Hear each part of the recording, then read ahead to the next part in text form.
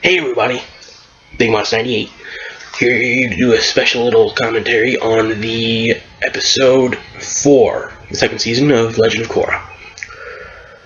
Now, as most people have heard if you watch reviews or if you just watch the episode, a lot of people are saying it's the best episode of the season so far. Now, while I would usually agree, for the most part I agree, it was beautiful as I come to expect from Avatar. The comedy was on in this episode. It was beautiful. The action, good. Everything. It had everything going for it.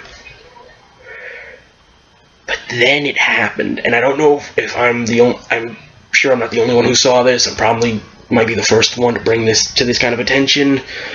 But I noticed something. It was literally right in front of me, and I couldn't believe they did this. But then I dove a little deeper into it, and I realized how stupid it really was. In this episode, spoilers, Tonrak, Korra's father and leader of the Southern Water Tribe, is arrested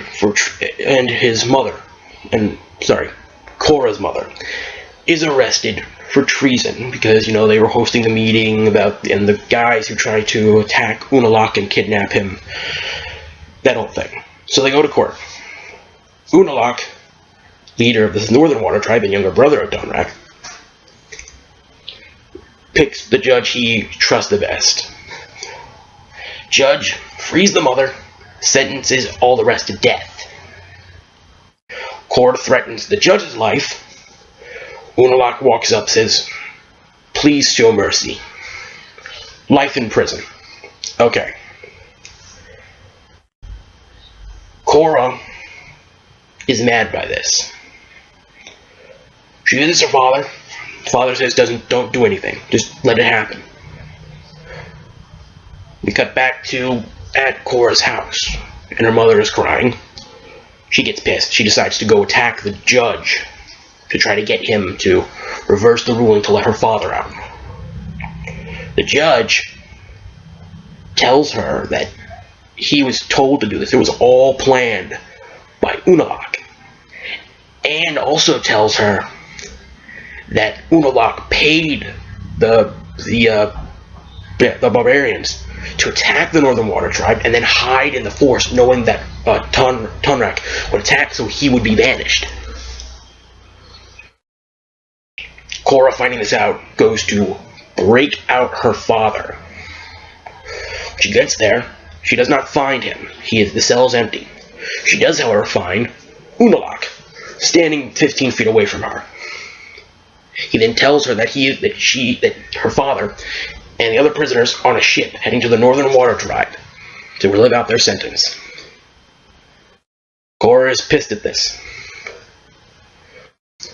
Unalaq attacks, Korra does, air blast into the wall, then they go save the father. They go and try to save the father. They, with the help of Varric, the rich guy, they use his boat and his plane that was in his boat to go and rescue the father. And thus a war is going to break out between the North and South, and the father, Tonrak, wants Korra to go to get to the president of the United Army and ask him to support and get his support for the Southern Water Tribe. Now, from what I've said, it sounds like a pretty good episode. I mean, it's action-packed, it's funny. But right as I said that, I pointed out the big plot hole. Unalaq is the leader of the Northern Water Tribe. The leader of the force that, let's be honest, once she broke into that prison, she knew she was going to start a civil war. She knew it. There was no avoiding it. And there, literally 15 feet away from her, is the leader of the opposing nation, of the opposing army. The leader. He's right there. He was in bending distance. She bent him into the metal wall. He was helpless. Why didn't she take her? Why didn't she kidnap him? Why wouldn't you take him with you? Take him, so that way, I mean, it's like taking out the, it's like in chess, if you were able to take out the king before the game.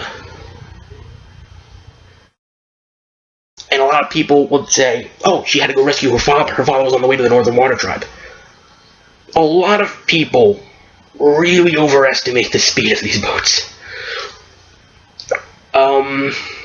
If we look at modern day, the fastest military boat we have ever had on record. I'm going off on record.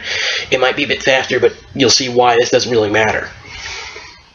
First off, let's get the timeline straight. Let's say that the second Korra left the prison after visiting her father. Unalaq put him on a ship and sent his ass home. Max, I'm gonna give it a benefit of the doubt and say 2 days.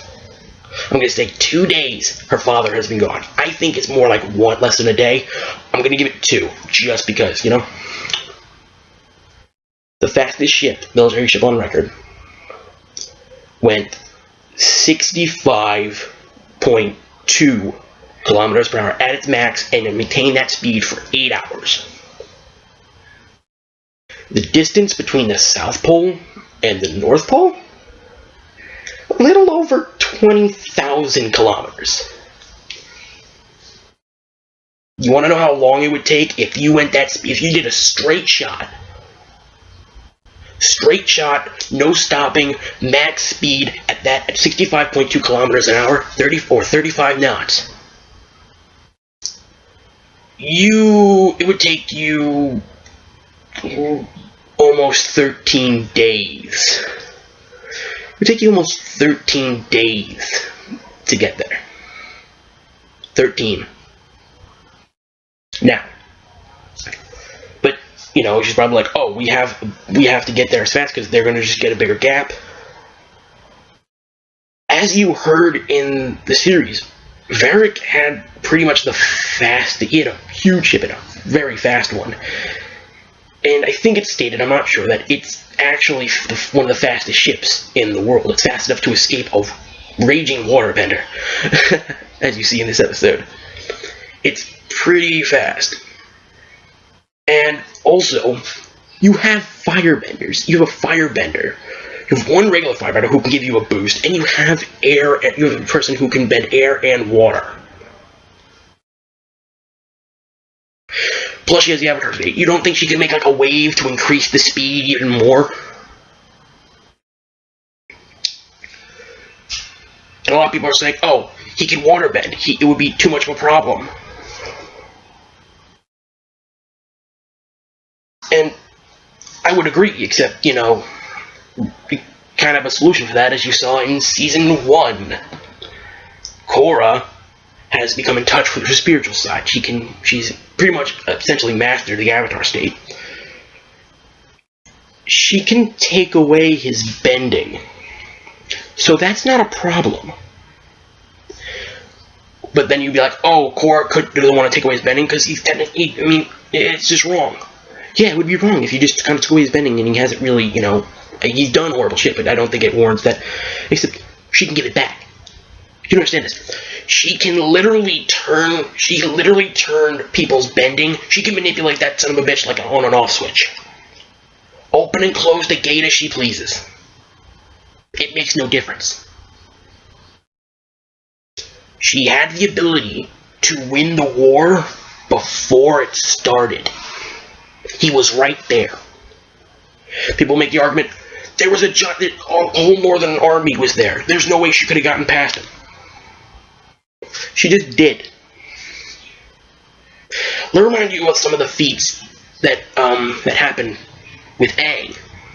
You know, last Avatar, who, because Korra mastered the Avatar State, has his experience and every Avatar before her's experience.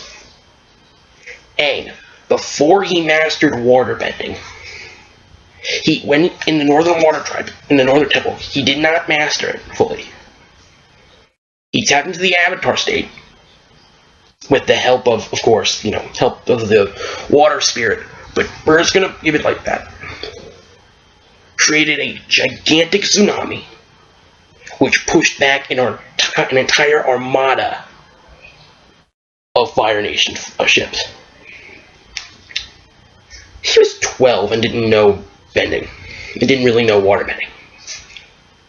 Korra's a master of waterbending and has complete access to all of her past lives and their experience. She is the Avatar, master of all 4 elements. How is this a problem? As you've seen, she was able to just push them aside, to push a hole in between the barricade that they made with their ships. Oh no, there's 50 guards on a platform made completely of ice when you have 2 firebenders. And you want to say, oh, there's earth underneath it? Bowling's an earthbender. Uh-oh, rock slide, fire, melt ice, freeze, you're done. She could have literally walked down the main road and just taken him on the ship. There was nothing stopping them. By the way, when she has to get on the plane because she's out of distance, I thought that was total bullshit. I think it was just an excuse to give Asami some airtime. Not that I'm not okay with that. Asami's awesome. Mako's the one I hate with bloody passion. But waterbend, I didn't know waterbending had a range limit. I thought it was pretty much, depending on how powerful your bending is and how much water you have, it can pretty much be limitless. Avatar, ocean. I think that's the most powerful she can be. The only way she could have been more powerful is if she had a full moon behind her, but I really don't think that matters at this point. She could have completely annihilated them. She wouldn't even have to really hurt them. They just kind of, after a while of just beating their asses, they kind of just go, maybe we shouldn't do this. Taking him on the ship, because at this point, it was known that she didn't really have to be neutral. Taking his ass on the ship, going to get her father, then come back. Now, they also brought Tonrak back to the southern tribe. When she did that, why didn't she get back off the ship, go with her father, go get that judge who already confessed, take him, put him on the ship with Unalaq, go over to Republic City, go to the president, who obviously will have something to say about this, sit the judge down, make him talk. Uh-oh, Unalaq, you just been told, Unalaq, you're right here. We don't even have to go to the Northern Water Tribe and find an entire army to get to you, like we probably are going to now. You don't understand this. They had the perfect opportunity to take him.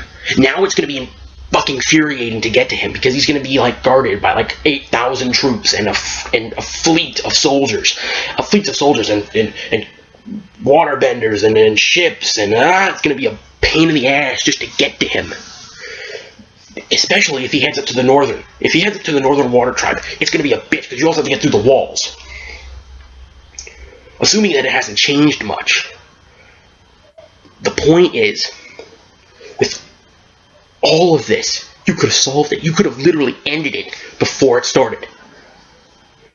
Korra had the ability to take his bending away, confine him, because she also knows earthbending, so she could, bind his hands and feet so he couldn't move. Make Mako carry his ass, put him on the ship, make a path for Varric's ship, get them out of there, get the father, come back, take the judge, go back to the Republic City. Hell, you could do 2 ships. You could get the judge also, but I think it would be too much to carry. It's like when you go shopping and you get a ton of bags, you want to make one trip, but sometimes it's just not possible. So you gotta make 2. You could have done all of this and stopped a war. Here's the best part. You would have created a beautiful thing, because you would also create peace. Do you know why? Tonrak was wrongfully banished. When this is found out by the Northern Tribe, something amazing is going to happen. He's going to get unbanished. And their current chief has just been arrested, and he's no longer the chief. But if I remember right, there was someone who was really the rightful successor to become the Northern Chief. Oh yeah, Tonrak! Tonrak was supposed to be the Northern Chief until he was banished, but considering how that banishment was kind of a setup, it doesn't matter, so he could come back and become the Northern Chief. But wait, isn't he also the chief of the Southern Water Tribe? Now let's see. You'd have two tribes of the same nation who really have been trying to unify. And you'd have one man who would rightfully be the leader of both of them. That would mean that they would be... That seemed like a pretty good way to unify the Northern and Southern Water Tribes, don't you think? I mean, I'm thinking about this and I was like, yeah, I mean, he's rightfully the leader. He rightfully became leader of the Southern Tribe, and then he's, by birthright, should be the leader of the Northern Tribe. So he would be the leader of both, which means they'd pretty much be one tribe. That would bridge the gap pretty well, don't you think? Yeah. Unalaq would have, obviously nothing to say, because he would have no bending ability. If Korra wanted, she can give it back to him when he's arrested. This plot hole it wasn't, they didn't even try to hide it. But the stupidity of Unalaq at that moment, I was like, you stupid son of a bitch. And then it only topped when I saw Korra leave. I was like, no, take him now. Unalaq, this was his thought process. I don't want him to get breaking out of jail. I'm gonna put him on a ship to go to the Northern Tribe. It'll take 13 days. Okay. But I know Korra is gonna come to the prison to try to break him out. I'm gonna stand 20 feet away from her. You know, Korra, the Avatar, established as the strongest bender in the world, and someone who can pretty much kick my ass without any problems. I'm gonna stand 20 feet away from her and tell her that I screwed over her father. Yeah, I don't see anything bad happening here. Plus, there's no way she can get to her father. I mean, it's not like there's anyone here who I've also made an enemy of who has a faster ship. Oh wait, except, you know, Varric, that rich guy with an extremely fast ship. But I caught him, you know, we got him. Oh no, wait, no we didn't. So he's out there, most likely. Rebels know where they probably know where he is. God damn it, Unalaq. You stupid bastard. God damn it, man. Well, this video has gone on for, wow, quite a while. Sorry for rambling, sorry if my voice seems raspy, it's a little bit off today. Yeah, so for sawyer7mage, for anyone else, I want to know what your thoughts of this are. If you could try to justify this, I don't think anyone can. I think it's just because plot convenience. We need the war. I mean, it's spur of the moment, but I'd still, you know, it just seems a little stupid. So, yeah. Sawyer, I'd like to hear what you have to say. Anyone else, I'd love to hear what you have to say. Comment, like, if you agree. We'll see what happens. Alright, this video is approaching 19 minutes. Alright guys, this is BMUS98 signing off.